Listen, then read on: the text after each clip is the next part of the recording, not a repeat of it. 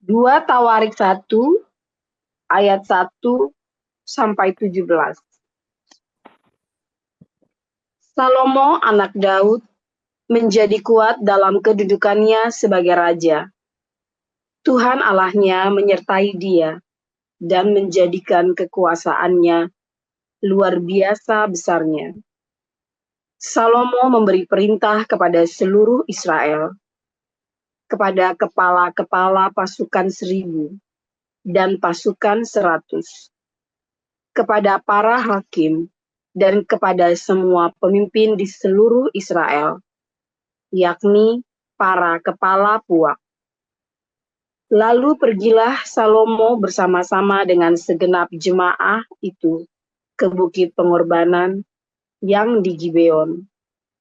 Sebab disitulah kemah pertemuan Allah yang dibuat Musa, hamba Tuhan itu, di padang gurun.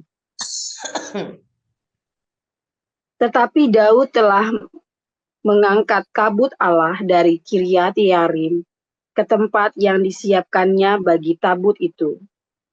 Sebab ia telah memasang kemah untuk tabut itu di Yerusalem. Namun mezbah tembaga yang dibuat Bezaleel bin Uri bin Hur masih ada di sana di depan kemah suci Tuhan. Maka kesanalah Salomo dan jemaah itu meminta petunjuk Tuhan. Salomo mempersembahkan korban di sana di hadapan Tuhan di atas mezbah tembaga yang di depan kemah pertemuan itu. Ia mempersembahkan 1.000 korban bakaran di atasnya. Pada malam itu juga, Allah menampakkan diri kepada Salomo dan berfirman kepadanya, "Mintalah apa yang hendak kuberikan kepadamu." Berkatalah Salomo kepada Allah, "Engkaulah yang telah menunjukkan kasih setiamu yang besar kepada Daud, ayahku, dan telah mengangkat aku menjadi raja menggantikan dia. Maka sekarang, ya Tuhan Allah, tunjukkanlah keteguhan janjimu kepada Daud ayahku, sebab engkaulah yang telah mengangkat aku menjadi raja atas suatu bangsa yang banyaknya seperti debu tanah. Berilah sekarang kepadaku hikmat dan pengertian, supaya aku dapat keluar dan masuk sebagai pemimpin bangsa ini. Sebab siapakah yang dapat menghakimi umatmu yang besar ini?" Berfirmanlah Allah kepada Salomo, "Oleh karena itu yang kau ingini, dan engkau tidak meminta kekayaan, harta benda, kemuliaan, atau nyawa pembencimu, dan juga tidak meminta umur panjang. Tetapi sebaliknya, engkau meminta kebijaksanaan dan pengertian untuk dapat menghakimi umatku yang atasnya aku telah merajakan engkau. Maka kebijaksanaan dan pengertian itu diberikan kepadamu. Selain itu, aku berikan kepadamu kekayaan, harta benda, dan kemuliaan, sebagaimana belum pernah ada pada raja-raja sebelum engkau, dan tidak akan ada pada raja-raja sesudah engkau." Lalu pulanglah Salomo dari bukit pengorbanan yang di Gibeon itu, dari depan kemah pertemuan ke Yerusalem, dan ia memerintah atas Israel. Salomo mengumpulkan juga kereta-kereta dan orang-orang berkuda, sehingga ia mempunyai 1.400 kereta dan 12.000 orang berkuda, yang semuanya ditempatkan dalam kota-kota kereta dan dekat raja di Yerusalem. Raja membuat banyaknya emas dan perak di Yerusalem, sama seperti batu, dan banyaknya pohon kayu aras, sama seperti pohon ara yang tumbuh di daerah bukit. Kuda untuk Salomo didatangkan dari Misraim, dan dari Kewe, saudagar-saudagar raja membelinya dari Kewe dengan harga pasar. sebuah kereta yang didatangkan dari Misraim berharga sampai 600 shikal perak, dan seekor kuda sampai 150 shikal. Dan begitu juga melalui mereka dikeluarkan semuanya itu kepada raja orang Het dan kepada raja-raja Aram. Ya, silakan Pak Siliwangi. Silakan Pak Siliwangi.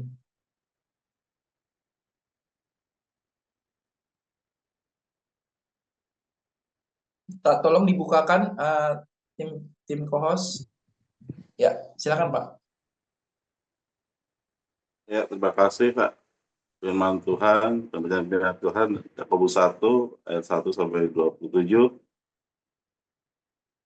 Salam dari Yakobus, hamba Allah dan Tuhan Yesus Kristus kepada ke-12 suku di perantauan.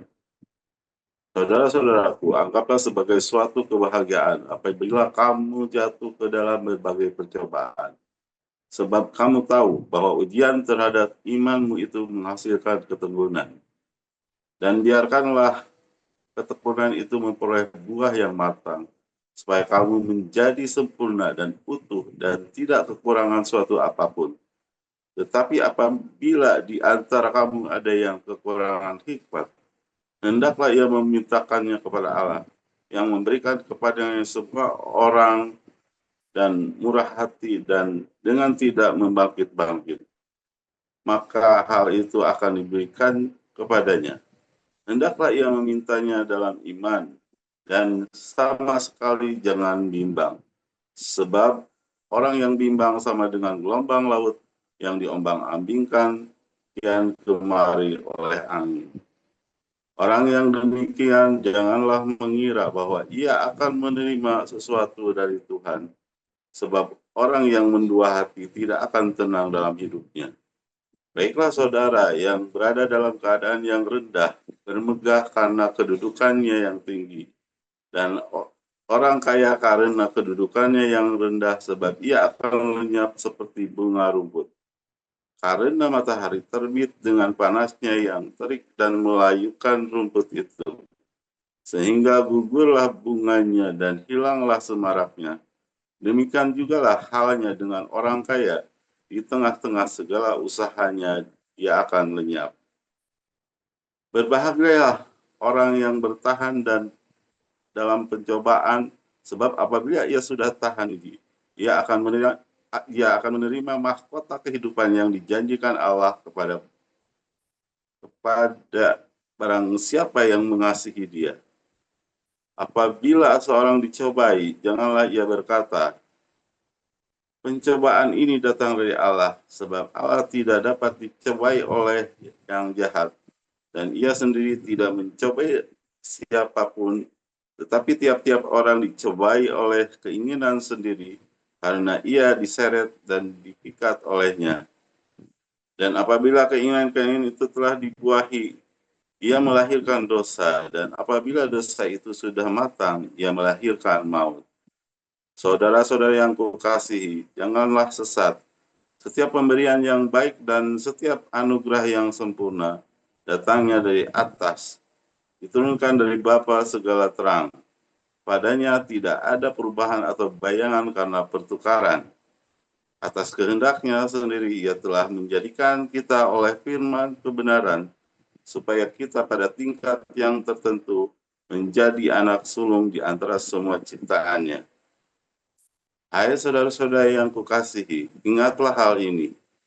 Setiap orang hendaklah cepat untuk mendengar, tetapi lambat untuk berkata-kata, dan juga lambat untuk marah. Sebab amarah manusia tidak mengerjakan kebenaran di hadapan Allah. Sebab itu buanglah segala sesuatu yang kotor dan kejahatan yang begitu banyak itu, dan terimalah dengan lemah lembut firman yang tertanam di dalam hatimu, yang berkuasa menyelamatkan jiwamu. Tetapi hendaklah kamu menjadi pelaku firman dan bukan hanya pendengar saja, sebab jika tidak demikian, kamu menipu diri sendiri. Sebab jika seorang hanya mendengar firman saja dan tidak melakukannya, ia adalah sempurna seorang yang sedang mengamat-amati mukanya yang sebenarnya di depan cermin. Baru saja ia memandang dirinya, ia sudah pergi atau ia segera lupa bagaimana rupanya. Tetapi barang siapa meneliti hukum dan yang sempurna, yaitu hukum yang memerdekakan orang, dan ia bertekun di dalamnya, jadi bukan hanya mendengar untuk melupakannya, tetapi sungguh-sungguh melakukannya, ia akan berbahagia oleh perbuatannya. Jikalau ada orang menganggap dirinya beribadah tetapi tidak mengekang lidahnya, ia menipu diri sendiri, maka sia-sialah ibadahnya. Ibadah yang murni dan yang tidak tercacat di hadapan Allah Bapa kita ialah mengunjungi yatim piatu dan janda-janda dalam kesusahan mereka dan menjaga supaya dirinya sendiri tidak dicemarkan oleh dunia. Demikian firman Tuhan.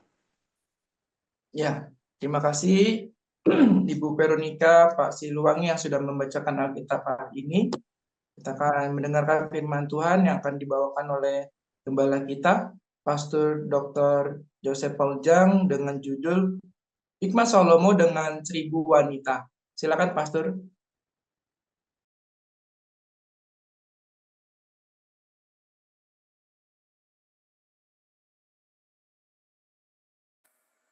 Haleluya. Firman Tuhan selalu baru setiap hari.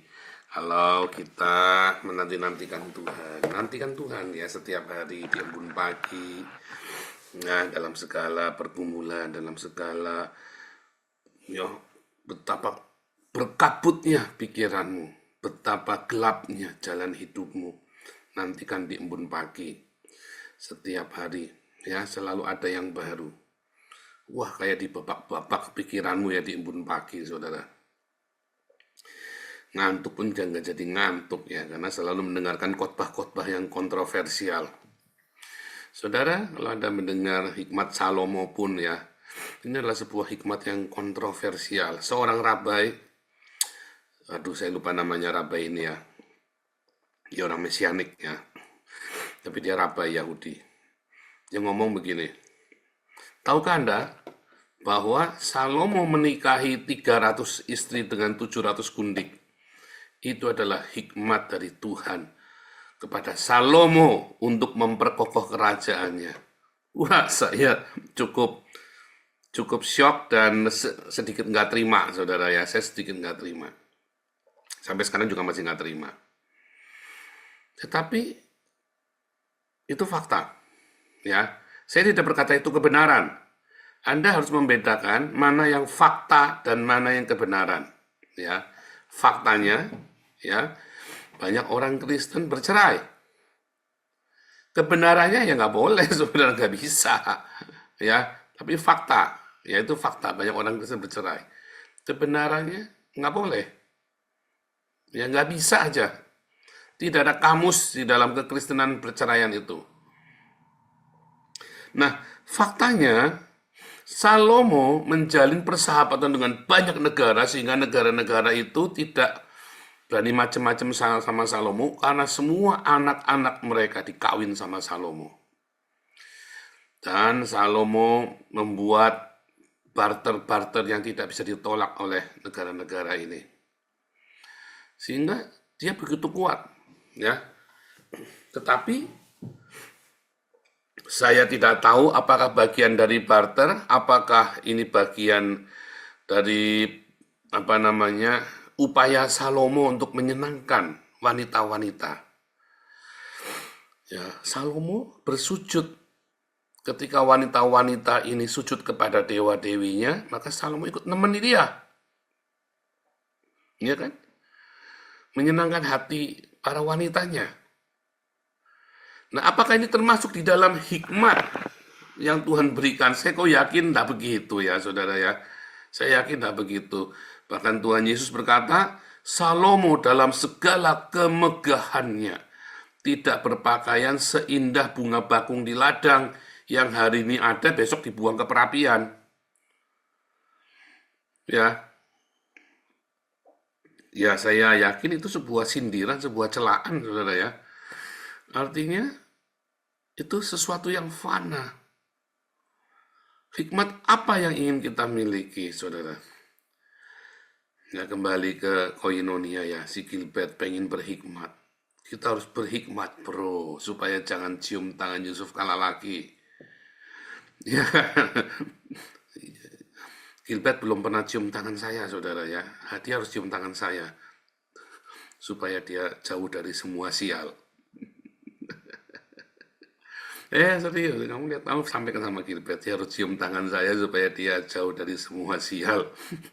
Jangan cium tangannya Yusuf Kala kan, salah. Dia cium tangan Yusuf Kala itu salah, itu hikmat manusia, saudara. Coba cium tangan saya, Nabi 26.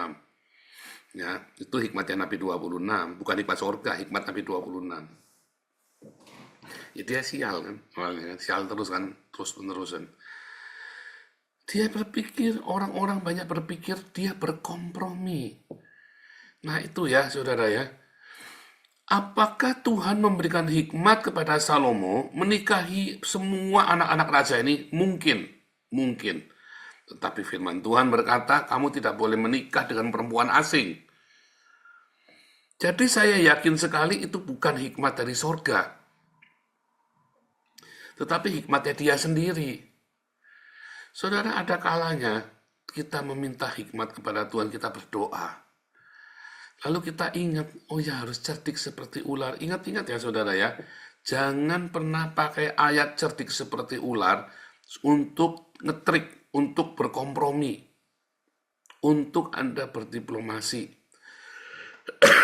Ya, karena artinya cerdik seperti ular itu, ya, artinya adalah Anda harus mengerti firman Tuhan sungguh-sungguh.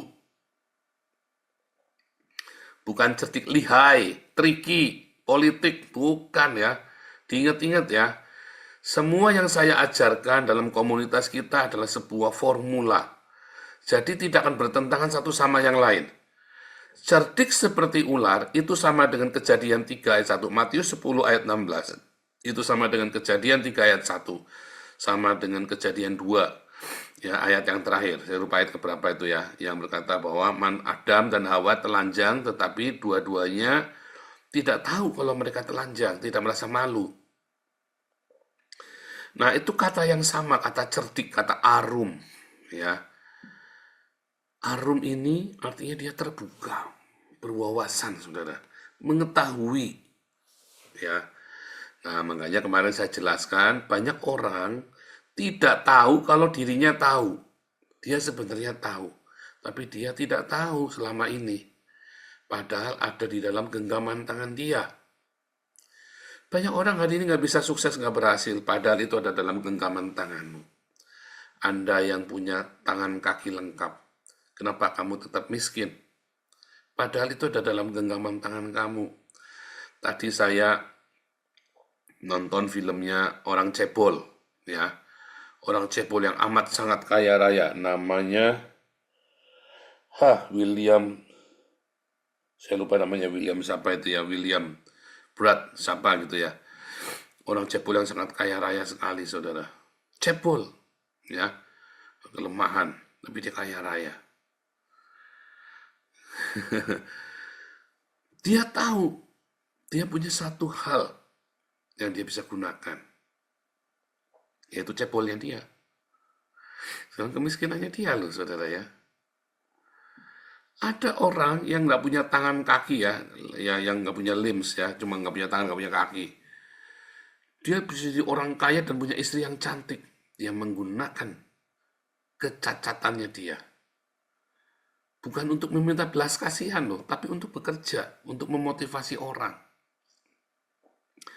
Ada orang yang buta matanya, seperti Priscilla Smith Julie, ya, buta matanya, tapi dia dengan kebutaannya dia tahu, ya, dengan kebutaan matanya dia gunakan mata hatinya, dia buka benar-benar. Nah, ternyata cacat itu adalah sebuah kemampuan, saudara. Benar nggak? Priscilla Smith Julie yang buta ini ternyata adalah kebutaannya itu adalah kemampuannya dia. Ya. Orang-orang yang memiliki banyak sekali kecacatan itu, ternyata kecacatnya itu adalah kemampuannya dia, bukan untuk ngemis, bukan untuk meminta belas kasihan, bukan. Priscilla si mencuri nggak pernah ngemis, saudara. Dia jualan di pinggir jalan. Jualan kain, jualan pakaian bekas. Dan dia nafkahi 100 orang gila di rumahnya di Semarang. Ya, 100 orang gila dia tampung ya. Sekarang mungkin sudah lebih kali. Sekarang pendeta ya, pendeta Priscilla Semiculi. Suaminya teman kuliah saya, juga dosen saya. Dosen saya, tapi juga teman kuliah saya. Nah itu ya saudara ya. Banyak orang, dia tahu dia cacat dan dia tahu cacatnya itu adalah sebuah kemampuan. Nah, itu namanya hikmat dari sorga, saudara. Banyak orang mempunyai kemampuan, dia punya lengkap, ya, nggak idiot juga, IQ-nya nggak idiot, tangan kaki lengkap, semua panca indera lengkap. Tetapi dia tidak bisa menggunakannya. Ya kan? Karena dia tidak punya hikmat. Karena dia memaklumi segala kelemahan. Dia cari-cari untuk mengatakan maklum. Sementara orang yang cacat ini, dia selalu punya cara memotivasi dirinya. Sehingga cacatnya itu adalah kekuatan bagi dia. Ya, cacatnya itu jadi kekuatan bagi dia. Malah kemarin si Deddy Mulyadi sering bolak-balik rahasia pengemis yang pura-pura buntung. Ya, karena konyol ini kan, cacatnya buat ngemis, pura-pura cacat buat ngemis. Nah ini mental ini. Itulah mentalitas yang ada banyakkan orang. Makanya dia yang badannya utuh, pura-pura cacat. Cacatnya buat jualan kasihan. Tetapi orang yang punya hikmat dari sorga, dia gunakan cacatnya ya untuk berkarya. Contohnya Beethoven, saudara. Beethoven itu ternyata cacat juga, saudara ya. Ya, Beethoven itu cacat. Siapa itu penyanyi Italia itu yang suaranya bagus itu ya? Matanya buta. Ya. Ada pemain piano Korea yang Down syndrome dan tangannya cungkring kayak kepiting, saudara. Jadi cuma bisa gini-gini tangannya begini, jarinya 3. Dia main piano bagus sekali ya, saudara ya. Banyak orang ya, bukan cuma Stevie Wonder, ada lagi ya, ada yang nyanyi yang orang Italia. Kalau Stevie Wonder kan orang kulit hitam, itu juga termasuk ya, Stevie Wonder ya. Stevie Wonder juga termasuk. Banyak orang-orang yang memaklumi dirinya nggak bisa. Karena dia nggak punya hikmat. Tapi kalau Anda lihat orang-orang cacat yang dia menggunakan cacatnya itu untuk kemuliaan Tuhan. Kalau Anda ya cacat dan cacatnya itu menginspirasi orang untuk dia berjuang, itu namanya kemuliaan Tuhan, saudara. Ya, itu namanya untuk kemuliaan Tuhan. Ya, tetapi banyak orang yang normal, banyak sekali orang normal, ya, tetapi dia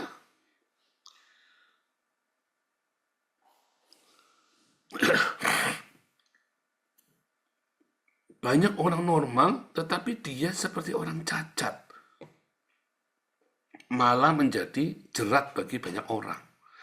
Beethoven ini totally deaf ya. Ngerti saudara ya? Beethoven ini nggak bisa dengar katanya ya. Tuli, tapi dia komposer banyak sekali lagu-lagu yang indah. Ya, orang Belanda ya, lahir di Belanda, kemudian dia besar di Jerman. Dia totally deaf, tapi dia komposer. Lalu bagaimana caranya ya? Saya nggak ngerti ya. Saya nggak ngerti kenapa Beethoven bisa telinganya nggak bisa dengar, tapi bisa jadi komposer ya, komposer lagu-lagu. Si Damara mah nggak ada apa-apanya itu tadi saudara ya, padahal normal dibanding Beethoven yang budek. Ya. Dan banyak lagi saudara. Salomo dalam segala kemegahannya, malah Tuhan bilang apa? Besok dibuang ke dapur api. Itu ya. dalam segala yang dia punya, warisan dari bapaknya. Ya kan, malah dicela. Karena dia pikir dengan mengawini banyak wanita, ya, dia bisa menyelamatkan negaranya, tapi justru dengan mengawini banyak wanita, dia aman di zaman dia, tapi di bawahnya hancur. Negaranya hancur kan? Nah, saudara, setiap hari kita harus minta hikmat dari sorga. Saudara, saya kalau bangun tidur ya, seringkali ada banyak pekerjaan kita yang mentok. Ya enggak, harus diakui dong, kita banyak kali kerja, mentok. Kita sudah bikin begini, bikin begitu. Terus saya sama Ana ya, Tuhan tolong Tuhan berhikmat. Waktu kita membangun komunitas embun pagi juga sama ya, waduh kok ribut terus ya, kok ini terus ya. Tuhan tolong Tuhan. Karena memang segala sesuatu, ya, kalau kita mau serahkan sama Tuhan, ya serahkan sekalian. Jangan tanggung-tanggung. Nah, itu dia. Ini kuncinya.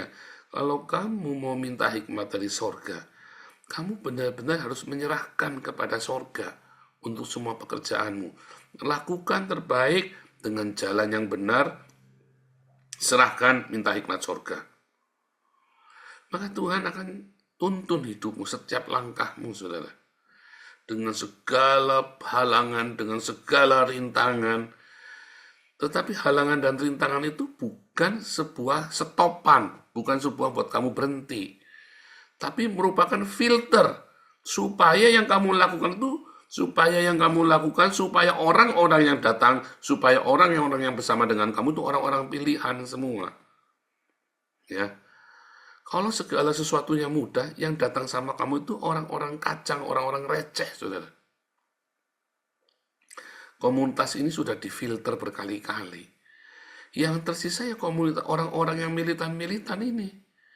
Yang kelihatannya dulu nggak dianggap sama orang lain, ya tetapi nyatanya orang-orang inilah yang bertahan sampai akhir. Ya kan? Termasuk komunitas yang di Den Haag. Wah, kita udah bolak-balik ya. Difitnah, diomongin, ditinggal. Sudah biasa, saudara. Tetapi nanti akan tersisa, ya, yang tersisa orang-orang gelandangan sekarang kita ini. Nah, yang komitmen dengan kita orang-orang gelandangan justru. Nggak apa-apa. Biarkan saja. Tuhan pakai orang-orang ini. Saya mengulangi kejadian anak saya si Wesley ya. Waktu dia dihianati sama temennya, lalu disisakan komselnya itu komsel anak-anak miskin, anak-anak preman, anak-anak nelayan. Saya bilang bagus dong. Mereka inilah orang-orang militan yang komitmen. Dan benar ya, saudara, meledak ya komisalnya ya, ratusan ya. Penginjilan militan malam-malam di jalan. Wah, langsung yuk, nggak pakai, tak tanya mamaku dulu ya. Nggak pakai begitu, saudara. Namanya anak preman, anak nelayan. Dicak malam jam 9 jalan, yuk jalan kita bagi-bagi nasi, kucing. Yuk, langsung berangkat, saudara. Kalau anak-anak Anda suruh begitu, jangan ya, pasti nggak boleh. Karena anak nelayan, anak preman. Yang perginya aja bisa 3 hari nggak pulang. Ya kan? Jadi malah militan kan. Nah, kami juga mendapat kejadian yang sama ya. Karena memang target kita adalah orang-orang gelandangan. Saudara, hikmat dari surga itu yang akan memampukan kita, saudara, untuk melakukan pekerjaan-pekerjaan ajaib. Ketika Gideon mau menyerang orang musuh-musuhnya, orang-orang Midian, orang-orang Filistin, maka yang diajak, saudara, dari 10.000 pasukan cuma 300 saja, saudara. Cuma 300 orang saja. Ya kan? Ketika Daud mau perang, dia minta hikmat dari sorga.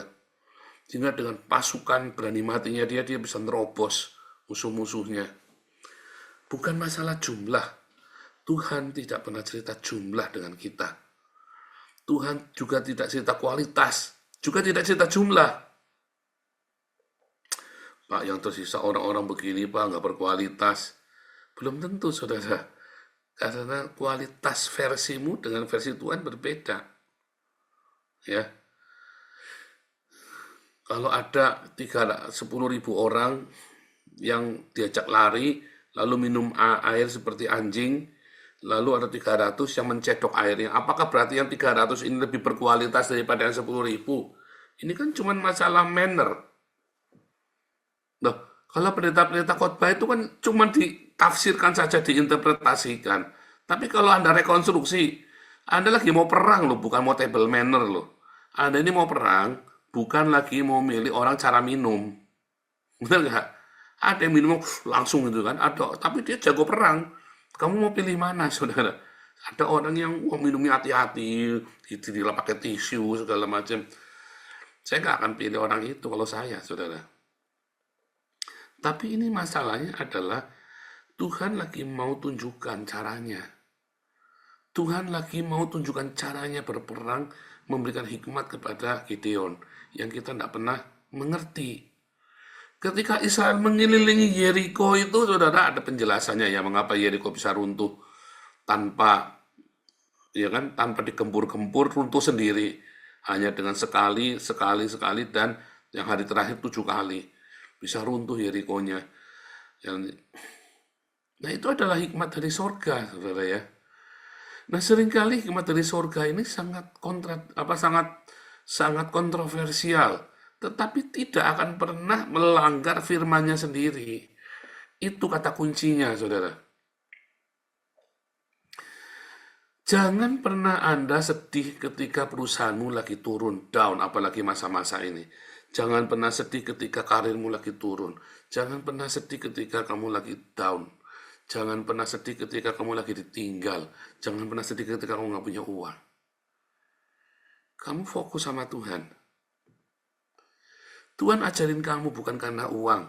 Tuhan ajarin kamu bukan karena teman. Tuhan ajarin kamu bukan karena apa yang kamu punya. Tuhan ajari kamu next level, saudara.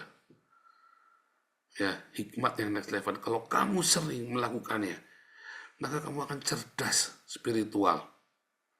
Nah, kecerdasan spiritual ini yang kamu nggak mau dapet. Kamu nggak mau belajar. Kenapa? Karena kamu begitu nggak punya uang kan girap-girap kan. Utang sana, utang sini kan. Kamu pikirkan uang itu hikmat dari surga, yang penting dapat uang hari ini. Mau bayar anak sekolah, yang penting kamu dapat uang. Salah, saudara. Yang penting dapat uang. Yang penting anakmu bisa tetap sekolah. Benar nggak?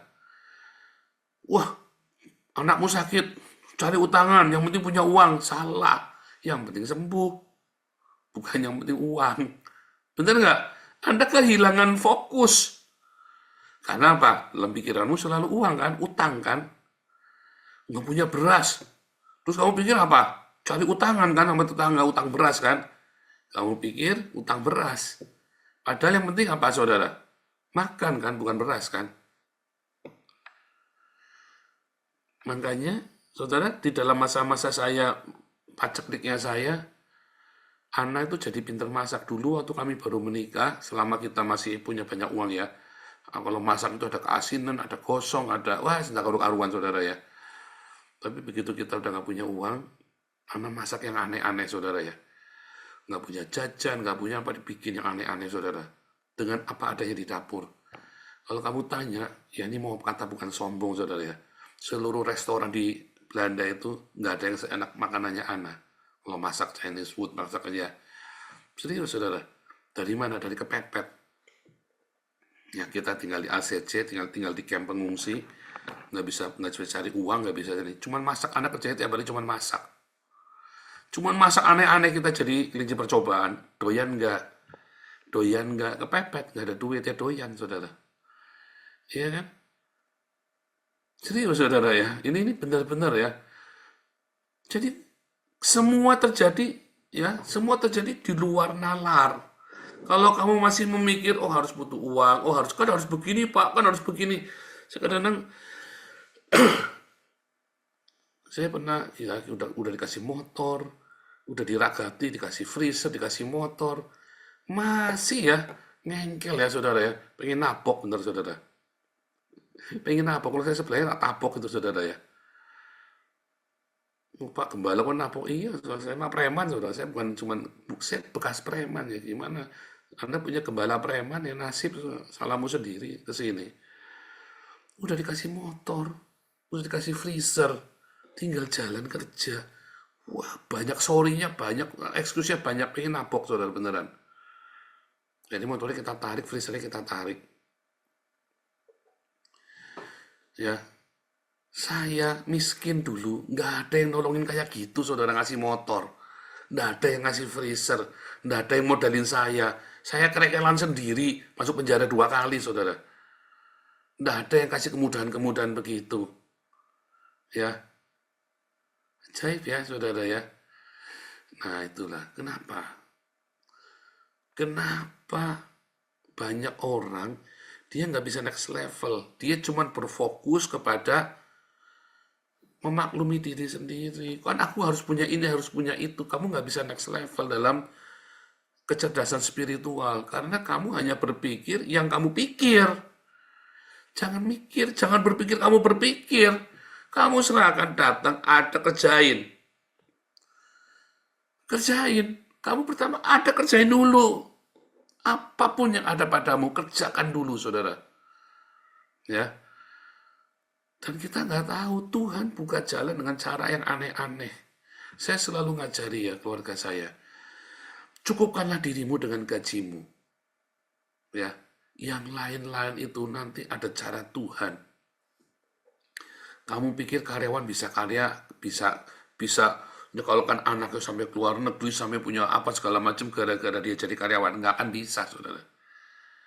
Kamu pikir saya ya yang sudah 2 kali masuk penjara, bangkrut bolak-balik, difitnah, dihancurkan, sudah selesai nasib saya, saudara. Sak sugi-sugi Pak Harto, saudara, sak sugi-sugi Pak Enardo. Anak saya dua-dua sekolah di Belanda, saudara. Iya kan, keren kan? Tetap lebih keren daripada anak-anak kalian kan? Sak kira-kira ini saya nggak punya duit di rekening, tetap saya anaknya sekolah 2 di Belanda semua. Pak Stefan sampai pusing nyekolahkan anaknya di London, di UK itu ya. 1 tahun 1 miliar bayarnya. Saya nggak pusing, saudara. Tinggal mancal doang, pagi bangun.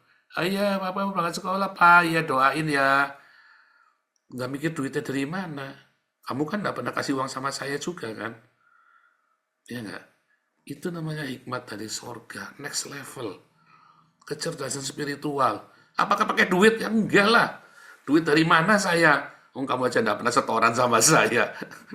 Karena memang saya nggak pernah minta kan. Ya nggak saudara? Sakere-kere saya kan saya tetap menikmati bunga yang indah. Daripada kalian nikmati sampah yang berserakan di Indonesia. Nah, kan? Tetap saya lebih baik. Tidak perlu pakai duit. Ya kan? Pakai apa saudara? Pakai badai. DPO. Loh, itu hikmat dari surga. Kamu jangan mencela saya, saudara. Kamu berani kayak saya, hebat kamu. Ya, kamu berani kayak saya, hebat kamu. Ya kan saya kan terbang di atas badai kan. Itu namanya next level, saudara, spiritual quotient, kecerdasan spiritual. Kamu berani nggak terbang di atas badai? Terbang, ya kan saya terbang kan di atas badai kan saya kan. Berani nggak Anda seperti itu? Itu hikmat dari surga. Kamu jangan pikir segala sesuatu kudu pakai uang. Jangan berpikir segala sesuatu itu dengan pakai caramu. Serahkan sama Tuhan, yang ada kerjain. Latih dirimu selalu berikan yang terbaik walaupun gajinya kurang. Jangan kayak PT Yihong, sok-sokan demo, perusahaan itu tutup beneran, kere kamu semua. Bagus saya bilang. Saya kalau jadi perusahaan tak tutup beneran, saudara. Beneran ya. Boykot Pizza Hut. Goblok. Kalau saya jadi yang punya Pizza Hut, tak tutup sekalian, saudara. Kere sisan, goblok demo terus karyawan. Goblok, saudara.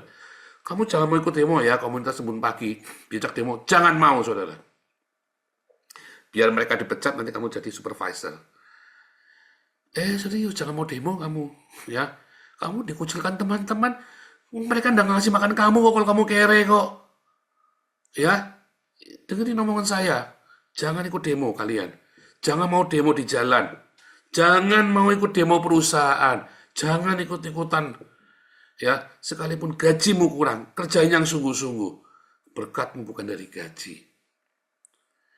Serius, saudara ya, berkatmu bukan dari gaji. Lakukan yang sungguh-sungguh, tetap bersedekah diakonia. Nanti kamu punya kecerdasan spiritual. Entah berkatnya dari yang aneh-aneh, kamu nggak ngerti tiba-tiba anakmu tiba-tiba anakmu tuh nanti dapat beasiswa ke Israel, ke Belanda. Kamu kan ada di sini terus, kita lagi bikin program terus supaya saya bisa tarik anak-anak kalian sekolah di Belanda. Kita tidak ngerti, pokoknya kamu kerja yang rajin, jangan bikin rusuh di komunitas, malah promosiin komunitas kita. Makin kamu promosiin, duit yang makin banyak, kita bisa tarik semua orang datang ke Belanda. Kita bisa punya rumah singgah sendiri, anak-anakku sekolah di sini nggak perlu bayar kos. Iya kan? Anda mana kepikir begitu? TPO ini yang kepikiran tuh, yang seperti itu ya. Hikmat dari sorga. Ya makanya jangan kebanyakan bikin ulah. Dukung komunitas ini. Jangan ngomong Menara Babel, nggak usah nuduh-nuduh saya Menara Babel. Dukung komunitas ini, saudara. Dukung. Semakin banyak donasinya, ya kita akan makin bikin proyek yang besar-besar. Target saya pengennya supaya anak-anak kalian sekolahnya di Belanda sama di Israel. Nggak usah mikir duitnya dari mana. Dari sorga. Yang penting kamu jangan bikin ulah. Promosiin komunitas ini. Ya. Minta hikmat dari sorga buat setiap pekerjaanmu. Segala yang mentok-mentok itu. Puasa, Tuhan, tolong.